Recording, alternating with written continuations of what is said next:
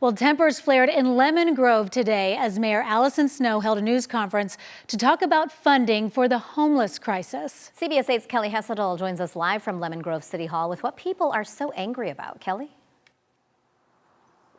That's right. This was supposed to be a news conference to talk about this $8 million grant that the city secured in funding to help unsheltered people find housing. But there were some people who showed up today who wanted to talk about another topic.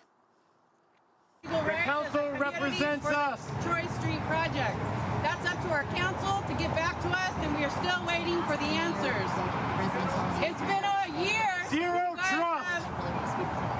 You're not even acknowledging us now.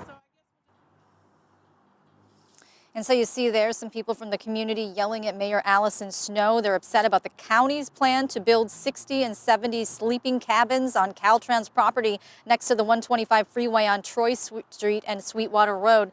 Even though it's a county project, it is in Lemon Grove, and these people do not want it there. They say there's an elementary school up the street, and housing the homeless there isn't safe. Mayor's a coward. When she was city council, she was a coward. The community has been asking for over 9 months for the tiny home project to be on the agenda. They refuse to put it on the agenda. People are concerned from a safety standpoint.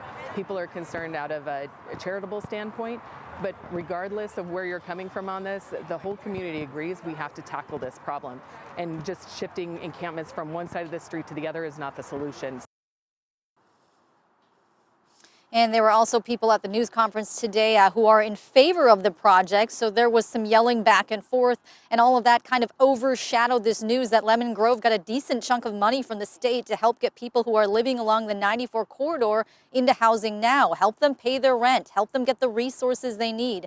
I talked to a man named Craig living behind the Food for Less in a tent. He is 63 years old. He says he'd worked as an electrician his whole life, but work dried up for him during the pandemic. We're people too, and we have a right to exist somewhere. You know, you can't keep everybody wants to move us along.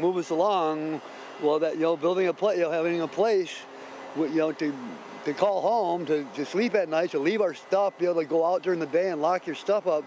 You wouldn't believe how huge it. You know what I mean? What a huge difference it would make in a lot of people's lives.